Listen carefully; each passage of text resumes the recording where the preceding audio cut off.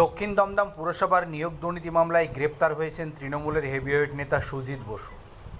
পুর নিয়োগ দুর্নীতি মামলার তদন্তে দক্ষিণ দমদম পুরসভার প্রাক্তন চেয়ারম্যান পাঁচু রায়কে আজ তলব করে সুজিত বসুর সামনাসামনি বসিয়ে তাকে জিজ্ঞাসাবাদ করছে এনফোর্সমেন্ট ডিরেক্টরেটের আধিকারিকরা।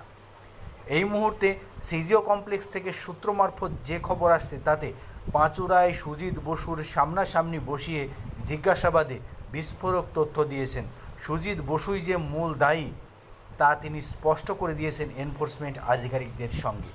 তার সঙ্গে তিনি আরও বিস্ফোরক মন্তব্য করেন তৃণমূলের আরও একাধিক হেভিওয়েট নেতা মন্ত্রী জড়িত, যারা এই মুহূর্তে তৃণমূল ছেড়ে বর্তমান শাসক দল বিজেপির গুণগান গাইছেন। তারাও অনেকে নাকি এই নিয়োগ দুর্নীতির সঙ্গে জড়িত বলে দাবি করেছেন পাঁচু রায়। পুর নিয়োগ দুর্নীতি মামলায় সম্প্রতি রাজ্যের প্রাক্তন মন্ত্রী সুজিত বসুকে গ্রেপ্তার করা হয়েছে। তাকে তিহার নিয়ে যাওয়ার প্রক্রিয়া করছে এনফোর্সমেন্ট ডিরেক্টরেট। আর তার মাঝেই আজ সোমবার সকাল 11টার সময় পাঁচু রায়কে হাজিরা দিতে বলা হয় ইডির দপ্তরে। সিজিও কমপ্লেক্সের ইডির দপ্তরে পাঁচু রায় হাজিরা দেওয়ার সঙ্গে সঙ্গে সুজিত বসুকে ডেকে পাঁচু রায় এবং সুজিত বসুকে সামনাসামনি বসিয়ে ইডির স্পেশাল গোয়েন্দারা জিজ্ঞাসাবাদ প্রক্রিয়া শুরু করেন। সেখানেই উঠে আসে নানান তথ্য।